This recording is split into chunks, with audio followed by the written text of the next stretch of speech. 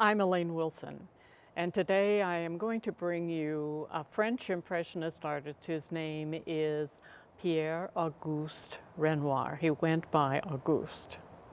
He is one of 4 Impressionist artists who, without really trying to, are the founders of what we now know today as Impressionism. I've spoken about the other 3 in the past. Degas, last week it was Manet, and earlier at this site I spoke about Monet. Pierre Auguste Renoir will be the most independent of them in that it's not always, unless you're familiar with, and you will be by the time I'm finished today, with his style. You'll sometimes think he's not the person who did the painting, because he will change as his whims change, as the subject changes, or as he decides that he could learn something new if he tried something differently. Let's get started with who this man is and what his life is really all about. He was born in Limoges. Limoges is not the center of Paris at that time, and his father was a tailor. He will die in Provence because he will be living his last years in southern France because of his severe rheumatoid arthritis. But his father, this is a painting of him that he did, but this is getting back to his father. His father was a tailor. His family was very poor. His father realized that if they moved to Paris, he would have an opportunity for more business and a better support system for Renoir and his sister and his mother. So this is what they do. When they move to Paris, Renoir is enrolled in school and they find out that he has a really good singing voice. And so he's immediately put into a boys' choir, and that really could have been a whole career for him. Although his lessons were cut short because by the age of 10, it was determined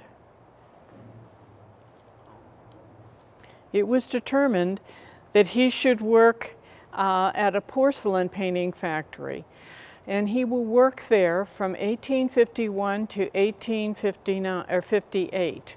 He becomes proficient at painting flowers and images on handmade porcelain as he was at singing. And so when he is working there, the man who is in charge said, to his parents, I think this young man might have a career in art, because his ability to paint and to be independent with the way that he handles the subjects is just really unique, especially for somebody who is between 10 and 17.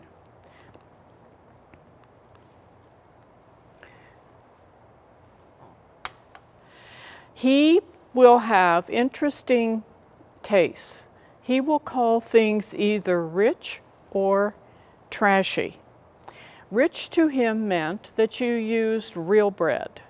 Trashy meant that you used bread that had been sliced. Rich meant that you were served by people whose hands you could tell were clean. Trashy meant that you were served by people who were gloved and you couldn't tell if their hands were clean or dirty underneath. He had a whole list of things that were curiosities, and I'll probably mention some more as we go along. But he had his own way of looking at life and at the world, but for the most part, he will look at it in a very positive and upbeat way. Of the 4 Impressionist artists, he's the one that is least criticized for his personal outlooks on things. He is the one who is probably the most consistently likable of the 4.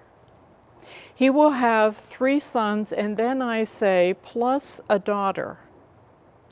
This will become interesting for you in just a couple of slides when I explain to you what I mean by that. This is the family he will recognize, but he will also have a daughter. He becomes, along with Monet, Degas, and Manet, the leader of the Impressionist movement, as I had mentioned to you before. One of his good friends will be Claude Monet. He does this painting of Claude Monet in 1875, and then again he paints Monet in his garden. This painting looks very much like the work that you would recognize as having been done by Monet. He will oftentimes paint in a similar style to whichever Impressionist artist he is hanging out with at the time. These two men were very poor.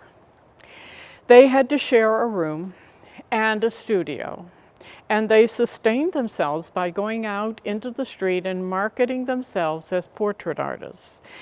Sometimes all they would have to eat for a month would be a sack of boiled beans. One time they really felt that they hit it rich when they were able to secure a man who owned a grocery store. And the man who owned the grocery store paid them with food. So they had lots of food. In fact, they were frugal about how much food they ate at a time because they knew that the portrait wouldn't last forever, and when it was over, the food would stop.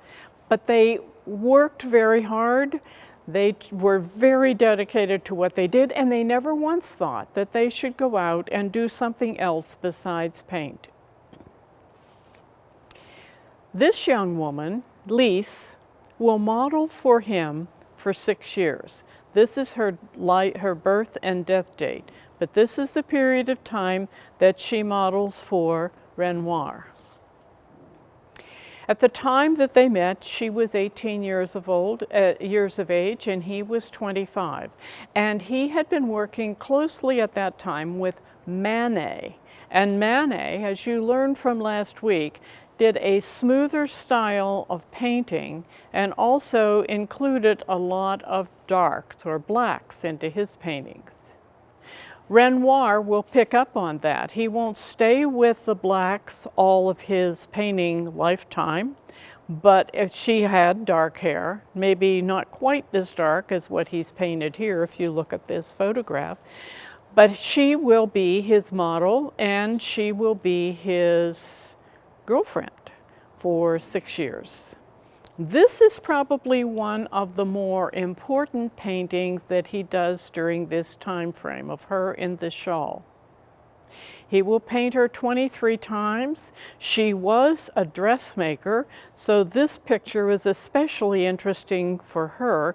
She will eventually leave him, and when she does, she will take these two pictures with her, with his permission. They will have 2 children.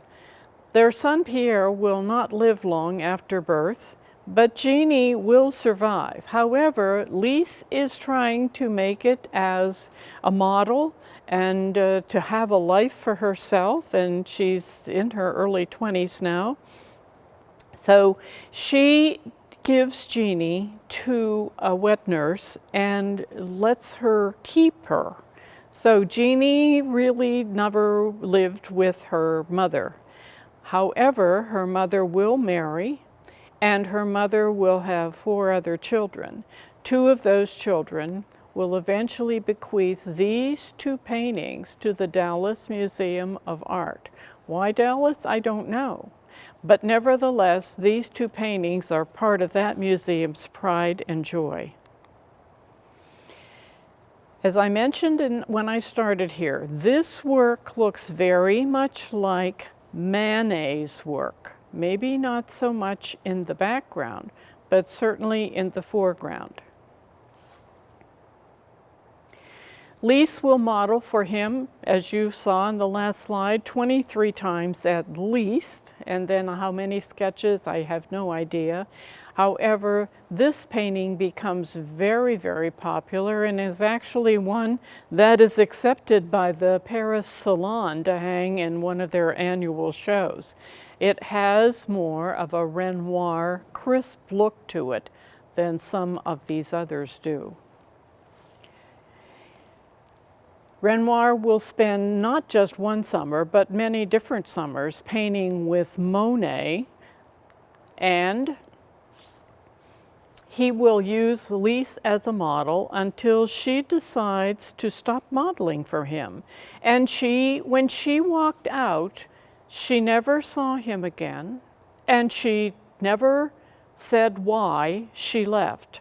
However, in books that I have read about him, in his memoirs, he makes no mention of her at all. Nor does he mention the fact that until the day that he died, he provided a stipend for Jeannie all the time. But his sons and his legal wife will not have anything to do with Jeannie. And when she is an older woman, she will take, much to her family's chagrin, she will take the correspondence that could have occurred between herself and Renoir, and she will destroy all of it. So this is all we have of her, these wonderful images that he painted. This is one that he did that's quite popular. You've probably seen this before. It's called The Swing, and it's done in a swing, the rope swing that was hanging out of a tree in Beaumont Gardens. Renoir will want to paint this picture, so he rents a cottage which is in the area, and there will be another picture coming up that he also worked on from that particular site when he was living there. The arrow is pointing to his brother Edmond. Edmond was at that time a journalist, and Edmond liked to bring people around to Renoir's studio because he was writing about Renoir, and he had had a painting in the salon, and so people wanted to meet him. And finally, Renoir had to escape to a shabbier lodging facility because he didn't want Edmond to keep coming around with all these people. It interfered while he was painting. This little girl down here, I have no clue as to who she is, but I do think that what she is doing is expectantly waiting for this woman, whose name is Jeannie, to get off of the swing so she can have it, because Jeannie is just standing there. This young man is also a man that was a good friend of Renoir's, and he will appear in other paintings as well, not always with his back to you. I want you to notice something that Renoir does repeatedly in his work, and you'll see this whether I point it out again or not. Notice how he uses light. The light sparkling down through the leaves of those trees is magical. It almost looks like it is petals on the ground. And also notice something else. There are darks in this picture, but the darks are made from mixing complementary colors together. Greens and reds, oranges and blues, yellows and purples. There is no solid black. So working as Manet worked was not always what he did, but working with light is something that all of the Impressionists used one way or the other. He wanted to be close to this site. This is a site where there originally were two large windmills that ground the flour that was used to make the bread to feed the city of Paris. Renoir, as I said at the opening, will become the most independent of the Impressionists. My goodness, you've seen that already. Look at this piece. Think back to the ones that he did of Lise when she was sewing or she was wearing that white shawl. The difference in his style will change. He's still the same person. He is not compromising himself. He just has more flexibility than some of the others. This is a piece that he wanted to paint while he was living in Beaumont. And this painting is 4 feet by 6 feet. It's not small, but it's not huge. But every day, the weather was good, and on Saturdays and Sundays, because that's the day when this place had its activities, the people who lived in the area would come there to spend their holidays. They would dance with each other, they would eat, they would sing, they would chat. And the people that he paints in this picture, for the most part, there are a number of them, and I'll point out a few. There are a number of them that were very good friends of his. This painting is considered to be one of the most celebrated pieces done during the Impressionist period. So it's also a piece like the Swing that is probably one that, if you have seen his work before, you may have seen these pieces. This was a Sunday afternoon in Paris that he was trying to show, and it was late in the 19th century. It was 1860 or 76 when he did this piece. And he's showing the people doing exactly what I said. He's puffing on a pipe. He's sitting here. This guy, you'll see him again, and you'll see his face again. This is the man who was looking at Jeannie on the swing. Now, who is he looking at here? Well, that is not Jeannie. By the time that Renoir got to the point where he was ready to do her, Jeannie had found somebody new to be interested in and couldn't compromise the weekend and that time to just sit and pose. So her sister, Estelle, will be the one who also will become a model for Renoir and will pose for him in this piece. The woman behind Estelle is Estelle's mother, who's very happy that her girls know such an important early and young Impressionist artist. Those two children are Estelle's sisters. Oftentimes they get missed when people look at this. This small little girl with the blonde hair and the other one, the darker hair. So I thought I should point them out to you. Let me point out something else. Back here, this is the Spanish man who was a painter who had come to Paris to try to make his fortune. And he is dancing with a young woman whose name is Margot. At the time, in 1876, Lys is long gone. Renoir has not yet met his wife-to-be, and he is having an affair with Margot. It doesn't last longer than 2 years. This woman will contract smallpox. He will be loyal to her. He will stay with her. He will buy all of her medications, and he will also pay for her funeral. So it was a sad and a happy time, and the painting certainly reminded him of both whenever he would look at it. This woman was very important for all of the people who were trying to make it during the time period around 1878, a little before and a little after. Mrs. Carpentier was a wealthy woman. Her husband was involved in finance, and she is sitting here waiting to have her, or posing to have her painting done by Renoir. He will do many paintings of this family. There are 4 children. She's sitting there with 2 of them in this painting. She's sitting in her Paris salon. You can see the silk peacock hangings back here. She is very interested in politics and in literature, and she will invite Zola and all kinds of important people who were not politicians, but artists and musicians and writers. And they will come to her salons on Friday night. It really became the place to go and be seen.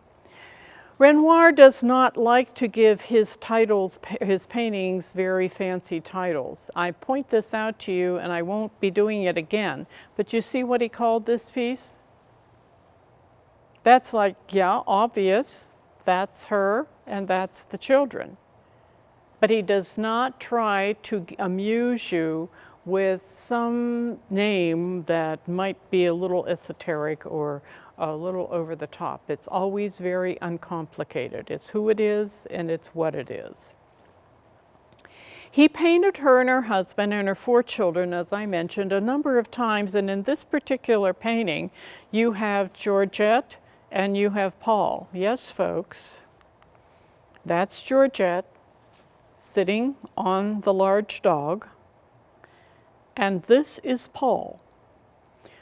It was customary at that time in French history for small boys to allow their hair grew long, and they wore dresses.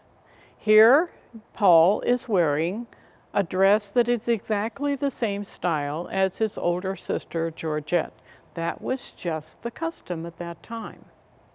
You're also going to find in Renoir's work that there are times when you have a scene which takes everybody's attention, but you have wonderful small still lifes sitting here and there, nestled into the painting, taking up space that makes that space more valuable and certainly more well worth your visual wandering around than it would otherwise be. And that's what he has done back there with that table. I think you probably have seen these two pieces before. Renoir is the painter who did both of them. This is Leclerc and this is Marie.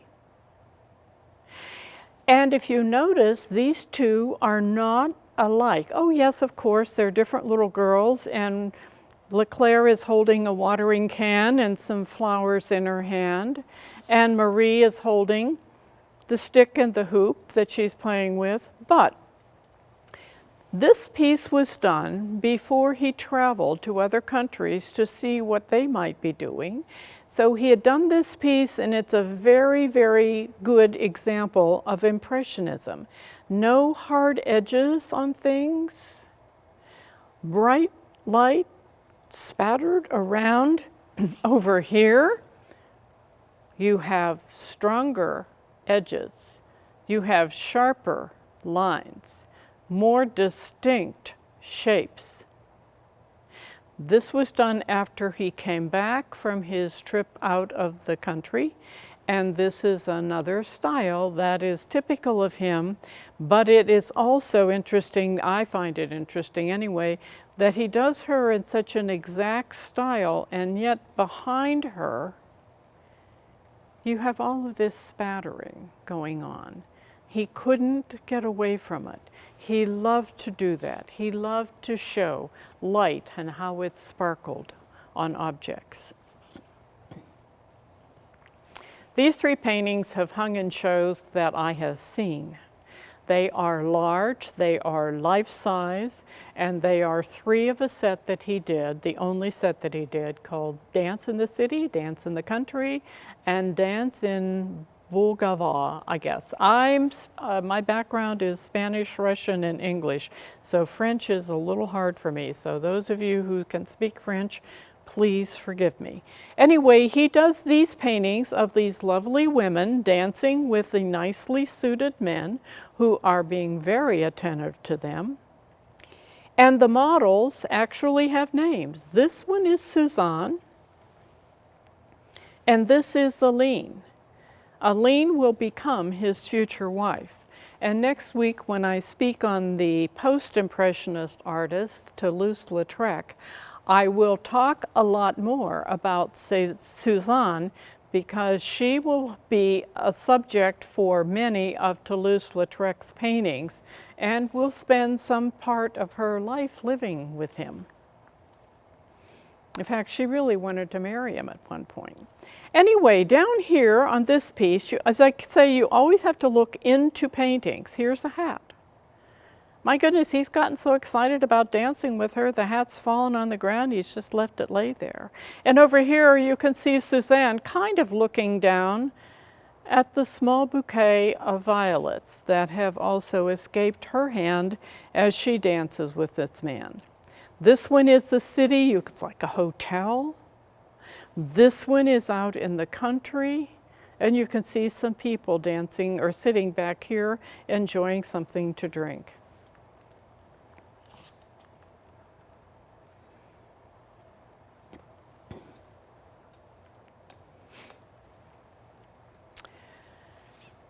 This small town of Château, which was outside of the city of Paris, but along the Seine River, became a hotspot for young people to go, especially Maçon-Fournaise.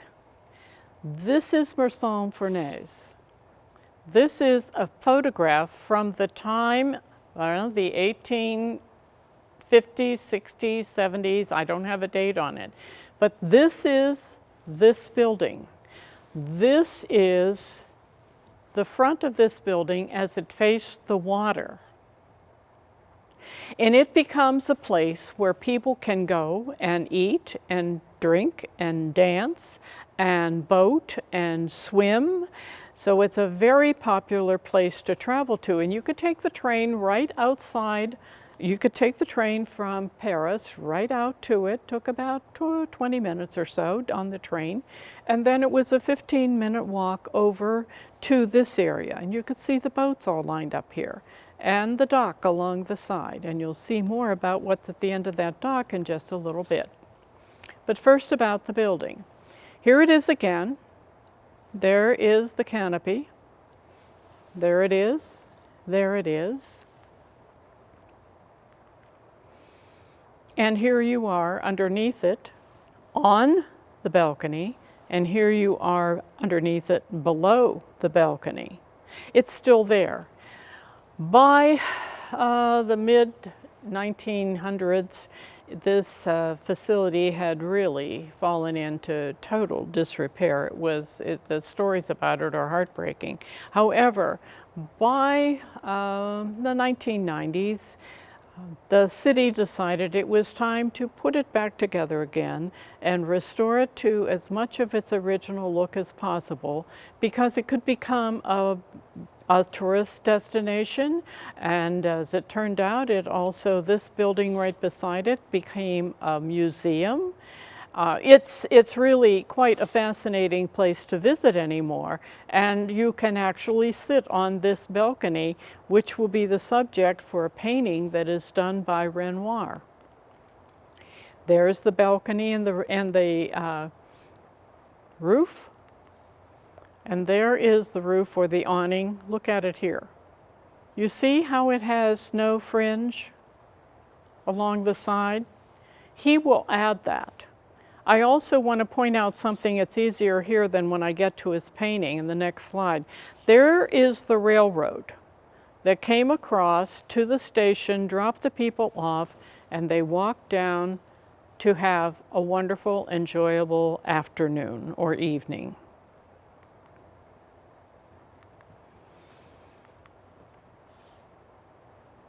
This will be the painting that he does on that balcony. And you can see here what I was talking about before. There is the drop that he added to it. He felt that it needed that. Now, I am going to switch to show you a couple of sites within this painting. Here's the young man who was sitting there at the dance in Moulin Galette, and he is now interested in talking to this young woman down here who was an actress. This is a man who will become a very important collector of, he was also an artist, but a collector of Impressionist work. In fact, his work will make the foundation for the collection for the Musée d'Orsay in Paris. He had quite a collection. Unfortunately, he died in the war. But take a look, first of all, at a couple of the figures in the painting. You have this little cutie, that's Elaine, this is Louise, and this is Alphonse. Alphonse and Louise are brother and sister. It is their father who started the restaurant, and they are now running the restaurant. Notice that they're wearing boaters' hats. That was the style at that time. Alphonse was a big guy. He had great big arms. You'll see that when you see the painting again. And he was very much in charge, kept order, and made everybody's time there very happy. And Louise made sure that if you needed something to drink or eat, she was right there to get it for you. Elaine will become Renoir's wife. But at this point, she is just a little cutie sitting there talking to a puppy that she's holding in her arms. Here is a still life that is included in that painting. We'll get to that. I point this out because this young woman, who is also an actress, is the only one who's looking at you. Everybody else in the painting is doing something else. They are looking a different way, they are looking at each other, but she was actually looking at Renoir when he painted this, because Renoir and you and I are looking at this together. And here is what I talked about. You see the fringe and how he added it? Because you can see some of the train going, the tracks going through the background. So it is a landscape, it's a still life, and it's also a series of portraits with 13 figures in it. Now here's the painting again. There's Alphonse and there's Louise. Look at the size of his arms. He worked out a lot, and he made sure that people behaved themselves when they were there. There's the still life. You might not have noticed it before, but when you look at Renoir's work, study more than just the people. Look and see what else he had spent time and paid attention on doing. And there is sweet Elaine. Now Elaine here is talking to the puppy. This is not the original picture. The painting was actually done with a different woman sitting there. But then Renoir met Elaine and decided that the other woman was really not half as nice for him as Elaine. So he painted her out. We know that from X-rays, which I don't show you today. But he painted her out and put Elaine in instead. So this is one of our early paintings of her as a young girl. There's the one that's looking at you, right back here. All of these people have names. All of them were important to Renoir. All of them were his friends. He will go to the frog pond, and this paintings that you're looking at were done in 1869. He will go to the frog pond with Monet. Okay, who did which one? Well, I won't hold you in suspense. That was done by Renoir. This one was done by Monet. If you remember, when Renoir was working close to Manet, his work was smoother. Now he is working with Monet, and you see a strong similarity between the two men's work. There's a bridge. Remember the dock that I pointed out in the photograph? Well, the dock went out here to this little flower pot island. And then there were steps and went up to a restaurant that was a floating affair out here. So you have all kinds of opportunities here to enjoy yourself. There are people swimming. There are people boating. There's somebody coming across this to bring food or drinks to these people. There's a woman with a parasol. There's a man with a top hat. They were painting this at the same time, but the same things were not being held in suspense. So the painting subjects shift a little here and there. Both of these men were still very, very poor. This is when they were looking for somebody to do a portrait of that owned a shop so they could get some food. But they also were very anxious to do paintings that showed water.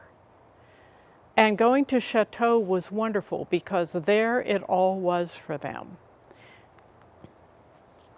Both of them tried to create motion in their water. And if you notice here, you can see the ripples, the ripple effect that's in here. And then it smooths out as you go back into the distance. Monet has not done as much with his tree line back here as Renoir has done.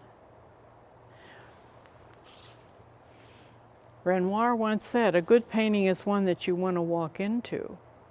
And maybe if it ever stops raining today, you might want to find a nice place like this where you could walk into one of these scenes. Think how much fun that would be to walk along there and go out to the Flower Pot Island and then up into here to have something to eat. Perhaps rent a boat and go out in the boat. It was a wonderful place for the Parisians to go and spend their time. If you remember Elise, the one who was the mother of Jeannie, that Renoir underwrote the cost for until he died, this is again Lise. She will go with him.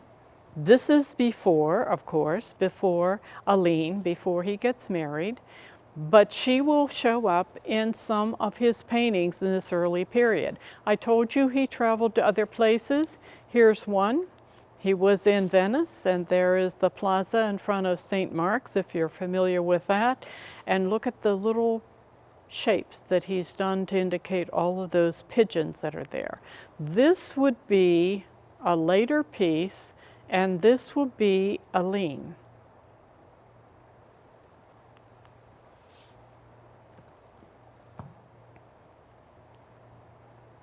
There she is. Again, another piece that I think you probably have seen before. I intentionally tried to pick some from his collection, which is extensive, to show you so that they are ones that you have seen before but can learn a little bit more about with me today.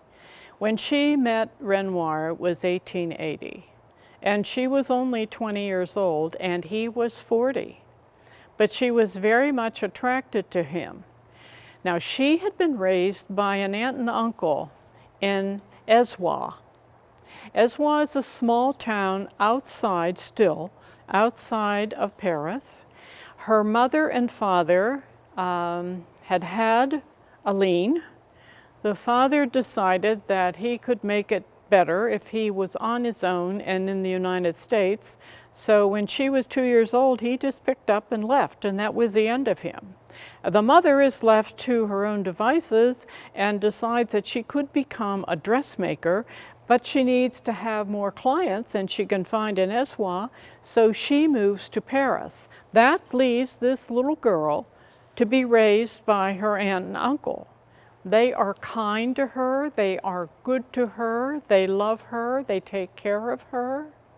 However, she doesn't get much of an education, and so that is a very open area for her. She will pick up, she's very quick, but she will finally pick up when she is 15 and move to Paris with her mother. So she has been living in Paris for 5 years and working as a dressmaker and a model for other artists until she meets Renoir. They are married 10 years later. They will have 3 sons. They have one son named Pierre before they are married, about the 3rd year of their relationship, and then spread out over with about 7-year intervals, they will have 2 other sons, Claude, and it will be the youngest one, and Jean is the middle one. I add this because I don't want you to think she had no talents at all. She could play the piano beautifully, and their home always had a piano. And you'll see in paintings that Renoir does that she's not necessarily sitting at the piano like Manet's wife was last week, but other artists or other models have posed at that site. Here's one that he did that is kind of tender, and it just shows the 2 of them. And I point this out because I want you to notice how he spreads color around. You see the purple and the violets, and then under her hat. And then if you look again, it's up here. He has this wonderful, magical way of moving his colors around through the composition. Notice over here what he has done with the background to create all of this wonderful light, and then she's wearing a white jacket, and he has brought those same colors in and included them on her jacket. He focuses on her face. This is developed, but not as developed as this. He is better at finishing his paintings than Manet had been, but nevertheless, it is not where you're supposed to look first, and so he doesn't give it as much weight visually. Here she is, after they have met. It's 1883, they aren't married yet. And here she is in 1884. And this piece, I had to go in and bring up her face. You have to see it. Just absolutely a darling. Look at her. Isn't she just precious? Now in this piece over here, she looks a little heavier. Well, she loves to cook. Along with playing the piano, she was an exceptional cook. Her favorite guests were the friends of Renoir, and they died to get an opportunity to come and sit at his table because her dinners were just the best. And he is not a man, he is a man who stays very trim all of his life, but he does not prefer trim, slender women. And so over the years, you'll see that Elaine adds some pounds here and there, and that is all, as far as Renoir is concerned, that is all to the good. Here she is as a young woman. He did this piece showing his love for her. This is before they were married. This is not him. He had another young man pose in his place because he was 20 years older and he didn't want her to have that memory, but he did want her to know how much he adored her. Now she's gotten a little chunkier over here, but this is after she has had Pierre, their oldest son. There is another wonderful photograph of her. And there she is as an older woman, and here, of course, she is as a mature woman. We have to know who's here. Well, his name is Bob. Bob is the dog, and Bob gets his picture painted the same as everybody else. I always encourage you to look into the paintings, and I want you to do that here. You see the clothes on the line back here? This is the center of interest. But there are other things going on in the background, and it's always a good idea to not just stop with what's in the front, like here, but look around and see what else is there. That's one of the joys that you get from looking at art.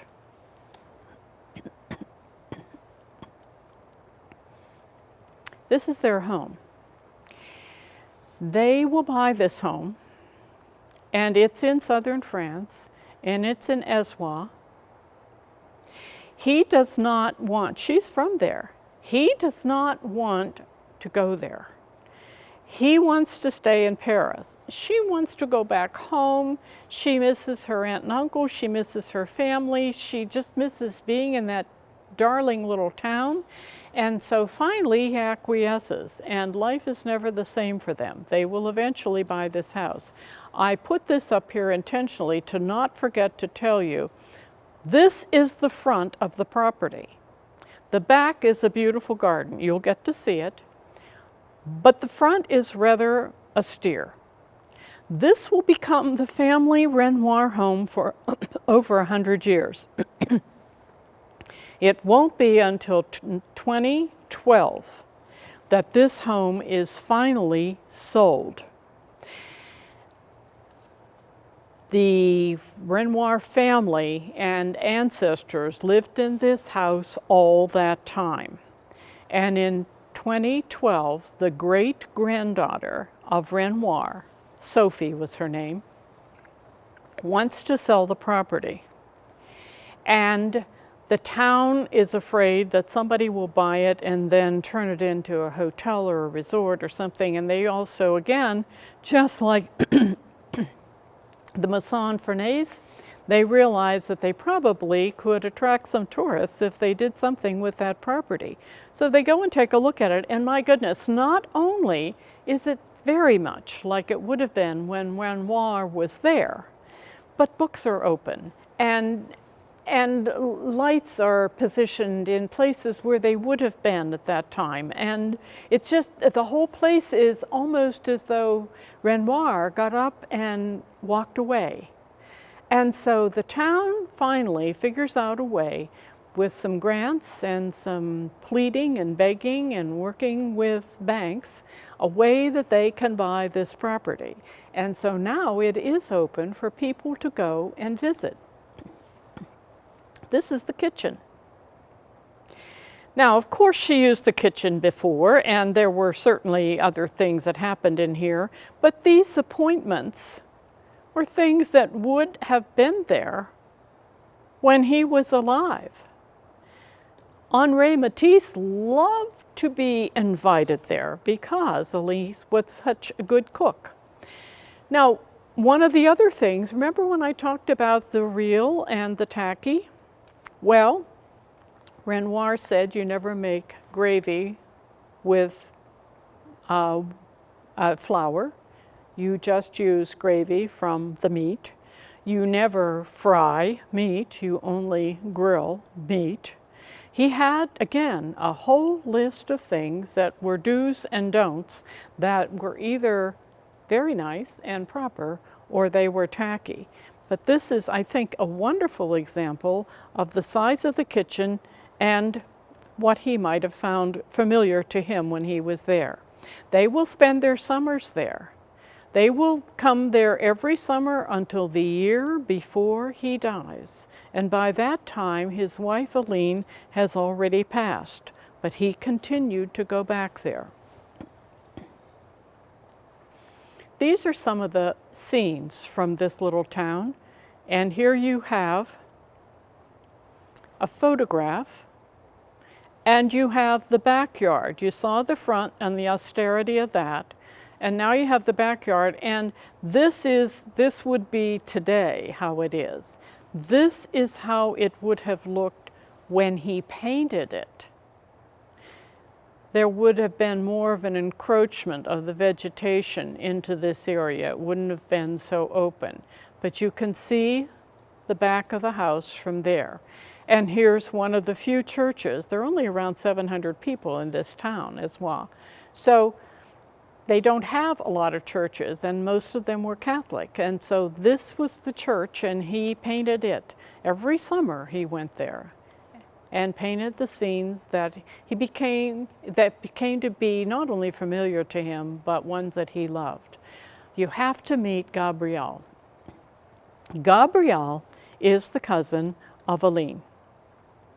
She grew up in Essois. When Elaine is expecting her second child, they are living in Paris. And Elaine gets in touch with Gabrielle and said, why don't you come to Paris and live with us? Gabrielle was 15 at the time. Why don't you come to Paris and live with us, and then when I have my second child, you'll be there to help take care of him. The older one was needing more from Elaine, and she had the house to run and other things to do, and so Gabrielle comes. Elaine said that one of her greatest delights was after they picked Gabrielle up at the train station and got her settled, the next morning Elaine woke up and she could hear all of this laughter and fun in the street. And she looked down, and it was Gabrielle, and she was already playing with the neighborhood children. And this is exactly why Elaine had hired or wanted Gabrielle there. She wanted her to take care of and play with their second son, who would be Jean. Jean and Gabrielle will stay close until the last day of Gabrielle's life. Gabrielle will eventually marry. She's with the family for 19 years. She eventually marries an American artist, and she moves to New York City. Jean, and you'll see another picture of him shortly, Jean will become a very important American movie film producer. In fact, there's a star for him on the Hollywood Walk of Fame. But Jean will be living in LA. And after Gabrielle's husband dies, Jean encourages Gabrielle to move to LA to be with him.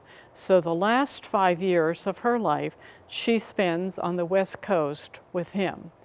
But prior to that, she is with Jean all the time. She walked him through the streets. Toulouse-Lautrec does sketches of them. They are everywhere together. She just wouldn't put him down. She loved him and she took care of him, and that was her job. This is the house that she was raised in, and this house is made out of a terracotta kind of stucco.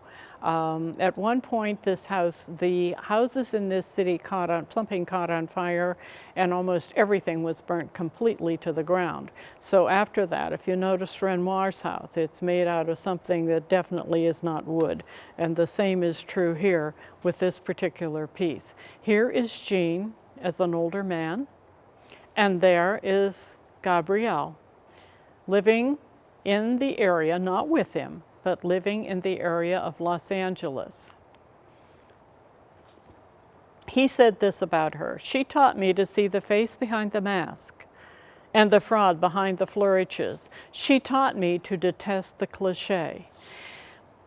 Renoir will be very particular about what kind of puppet shows and movies his children are allowed to attend. And there's one that's very slick and nifty that's going on in Paris, and Gabrielle thought that might be fun to take Jean to that, and his father said absolutely not. There is one that is done the old-fashioned way, because again, remember when Renoir was working in the factory painting china, he lost his position because of manufacturing. And the manufacturing started to affect manufacturing, everything started. And so he was let go because they could just manufacture the plates and imprint the images right on them, and they didn't need hand painting anymore. So he didn't like the fact that she was going to take him to a slick puppet show. He found one where the puppets were handmade and the show was very traditional, and that was the first show that he went to, not the slick one. She's sitting beside this sculpture. This is a sculpture of Elaine holding Jean as a baby. Renoir, by the time that he designed this piece, was not able to do it because of his rheumatoid arthritis, but he will give it to somebody who does actually make the sculpture of it, and Jean keeps it with him for all of his life. Here's a picture of the artist's family. Here you have Pierre and the mother. There they are. Pierre's got his arm locked through Elaine's. And down here, you have Jean with his caretaker, Gabrielle, loyal to the very end. After Renoir married, he'd had a number, as I pointed out, he had a number of really interesting, lovely girlfriends that were also modeling for him. After he married, he became a family man, and he starts doing paintings that show some of his children as well as some of the beautiful women and flowers and scenes that he can find. This is Jean at 12. Jean was 7 years old before they cut his hair. You can see Claude over here. He's younger, and they're letting his hair grow. But Jean was 7 before they would cut his hair. And his father didn't want to cut because he said, "It's so beautiful for me to paint. I just love doing it." Well, Jean would be out in the street trying to play ball with the boys, and he looked like a girl. And he had this darling little face. And so it really was quite a good day for him when his father consented to let the mother bring in a barber and cut Jean's hair. And then, of course, it stayed short from then on. But the backup was this little guy, Claude. They called him Coco for some reason or other. Between the time that these two are born, Elaine develops diabetes. Elaine will not tell anybody, nobody. She keeps this between herself and the doctor because her husband has started to suffer from some level of rheumatoid arthritis. And he will have that for the last 20 years of his life.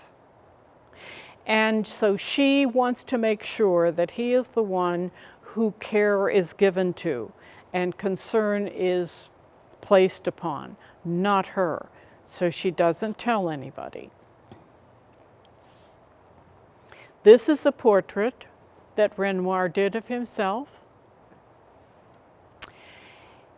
In 1882, he had had a 6-month bout with pneumonia, and it permanently damaged his lungs, and of course that will later on affect his breathing capacity as his arthritis continues to get more severe, literally by the day. He had had a serious bicycle accident. He actually had 2. He had one earlier in time, at least 10 years earlier. But in 1897, he decided, it had rained, and he decided he wanted to go out and see how the steam would look lifting off of the tops of some trees down the road that he thought he wanted to paint. So he got on the bicycle and he started down the road and he slipped in a puddle. And when he slipped in the puddle, he found that he had broken his right arm. This is the second time that he had broken his right arm.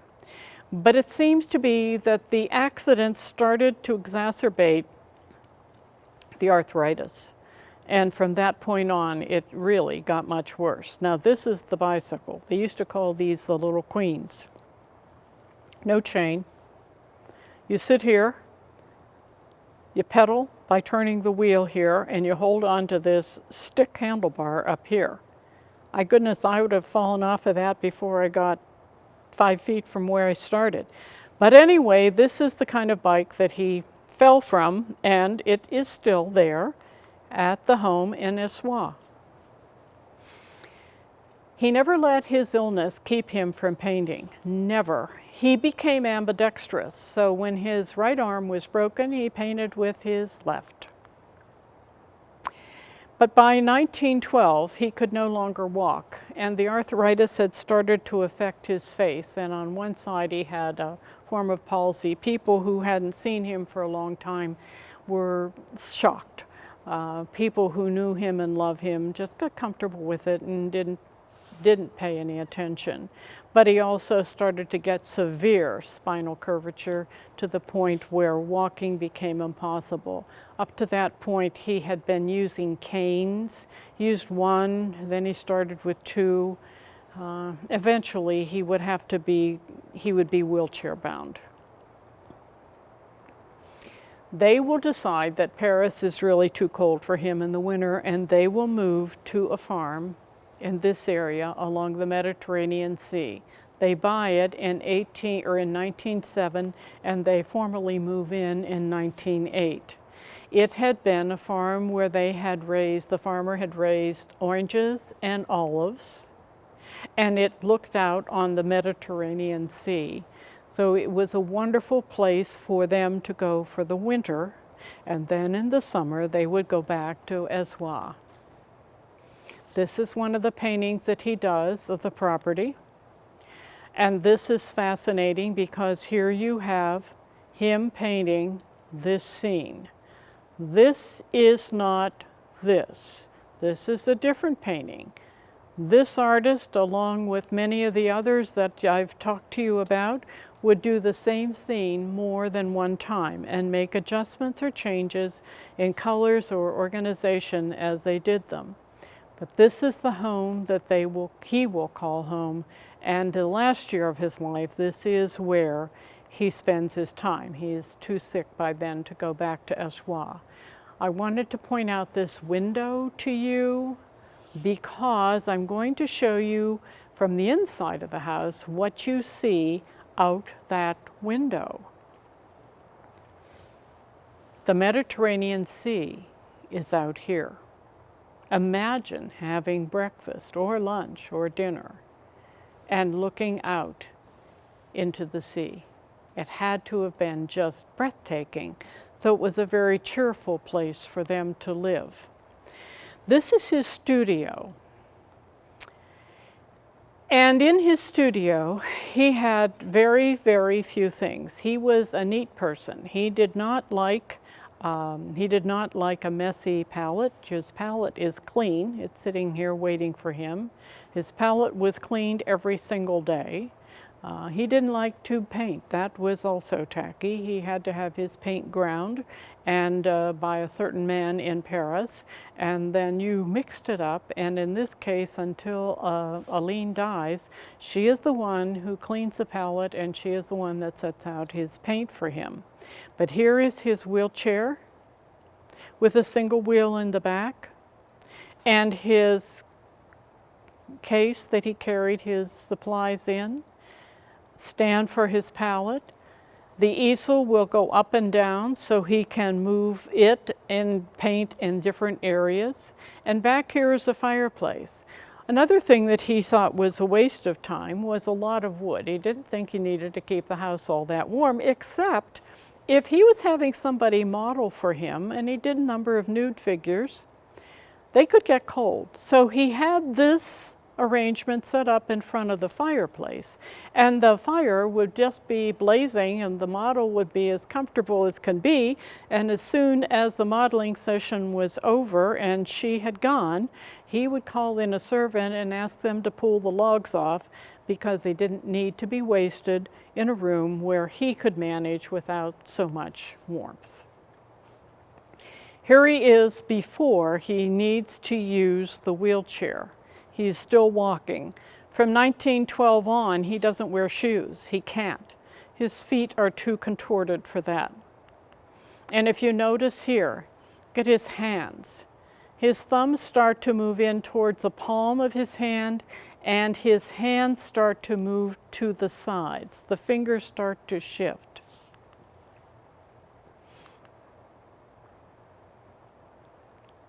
He will paint many young women, as you've seen, many children, loved to paint flowers, and as I mentioned before, he only used ground paint.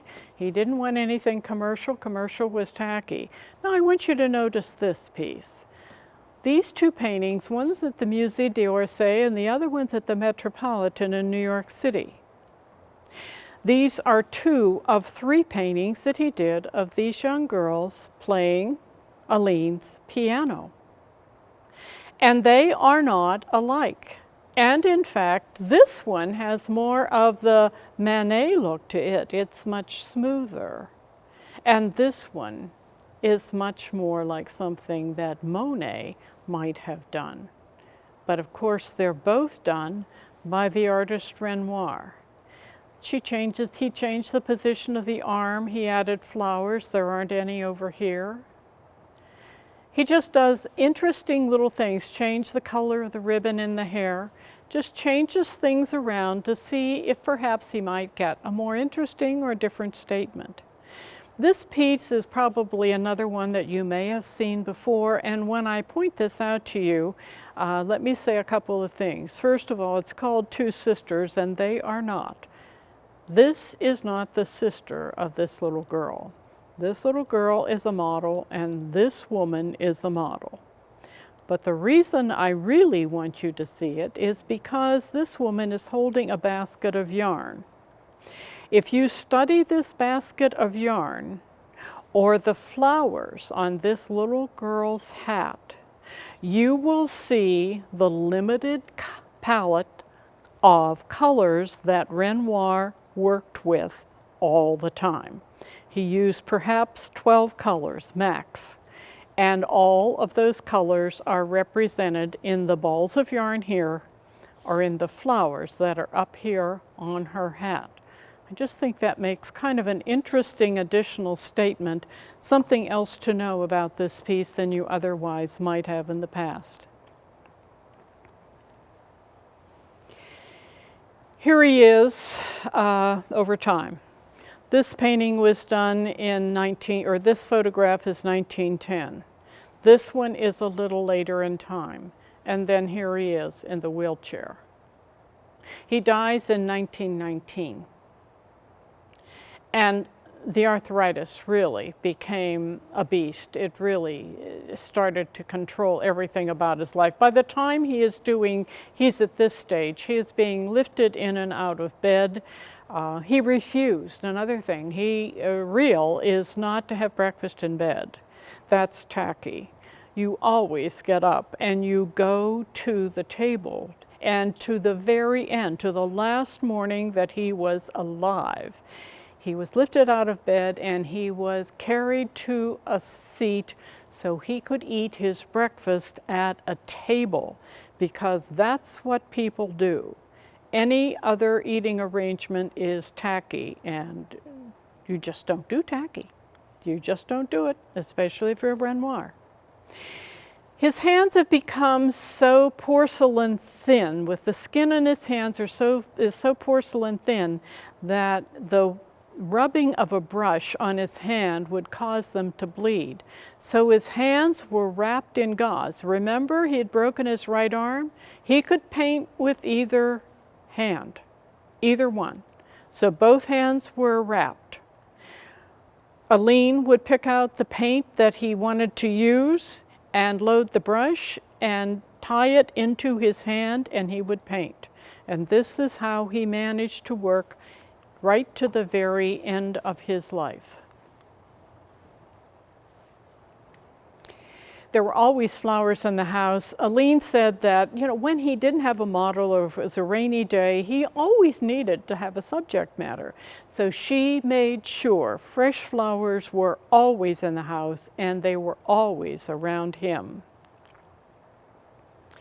Prior to his death, he is the one Impressionist artist, not Degas, not Manet, not Monet. He will be the one who will be wheeled into the Louvre for a private showing of his work being hung with the artistic giants of all time. What an amazing thing. He became, during his lifetime, as you can see with the homes that he had, became quite successful. He couldn't quite paint fast enough to get the canvases out to the people who wanted to buy them. People in the United States, people in all different parts of Europe. His work was very, very, very popular. Never painted a snow scene. Always said that was the leprosy of nature and he just wouldn't do it. So you see only with his work happy scenes. He will die of pneumonia. Remember his problem with pneumonia years before? It will affect his breathing towards the end. The last day that he painted, after he had had breakfast, he asked to be wheeled to his easel. He wanted to work on a painting. And so he worked on, I can't tell you it was exactly this painting, but he worked on a painting, and as they were lifting him back into bed, which was so painful for him, because again, his skin was so porcelain thin, it really was painful even to have the sheets rub up against his skin. He looked at his son who was there with him, Jean, and he said, "It's my calling card to heaven."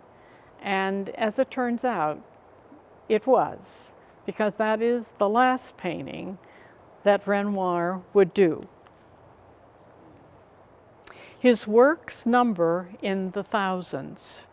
In the thousands. He did not paint fast and furiously like Van Gogh. He would sometimes start a painting and then let it kind of percolate and work on it 2 or 3 days or 2 or 3 months later. But he kept a large selection going, and his work is quite prolific. Here are his graves. Now, they're near Assois, and the graves of not only him and Elaine, but also their 3 sons. Even when Jean dies in LA, his body is taken back there to be buried in the family plot.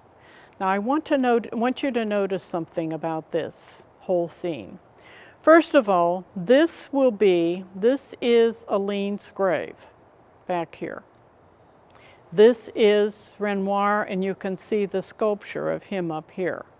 But let me talk a bit about Elaine.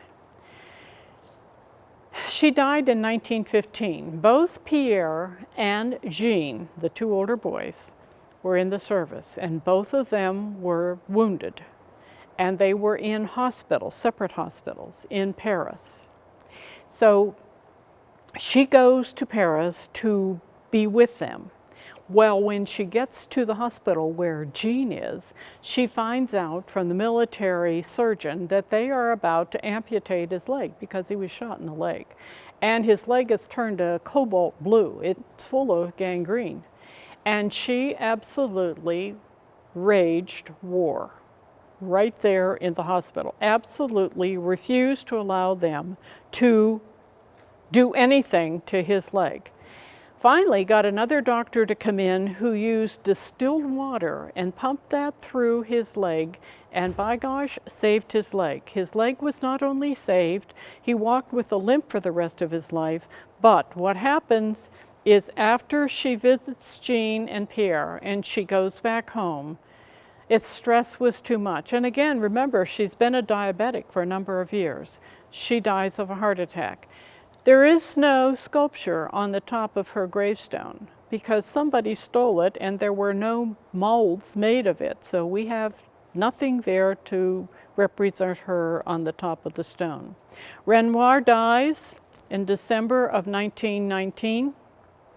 And remember, it was in the spring that he was wheeled into the Louvre where he could look at his work. He once said to his son, Jean, that he thought that maybe his work would be respected in 50 years after his death. He was badly mistaken. It was respected while he was still alive. A wonderful man, a great artist, brought many gifts to the world, and always his work is filled with happiness and joy. The fourth of the four Impressionist artists. If you have any questions or you would like to be in touch with me or with Willow Valley, you can go to askpresenter@willowvalley.org. There are handouts coming that are available now if you would like to take a look at what's coming next week. It will be the artist Henri Toulouse-Lautrec. Remember, he's the one who is maimed at an early age and never grows to a height of higher than 4 feet 8 inches. But a fascinating man, a good friend of all of the other artists that I have mentioned so far today, and a man whose work I think you're going to delight in seeing. If there are any questions, I'll be glad to take them. Yes, someone asked, have you ever been to Grounds for Sculpture, where several of his paintings have been wonderfully reproduced as life-size three-dimensional tableaus? No. Grounds for Sculpture is a museum, sculpture garden, and arboretum in New Jersey. Well, guess what? I'll just have to add that to my list, and when I'm allowed to travel freely and can eat wherever I feel like, I'll just see that I can get myself in the car and get over there to take a look. That would be wonderful. Thank them for that. Any others? That's the only question today. Okay, well, if you have others and you think of them, ask presenter@willowvalley.org or email me. Either way, it'll be fine. Have a good week, stay safe, and see you soon. Bye-bye.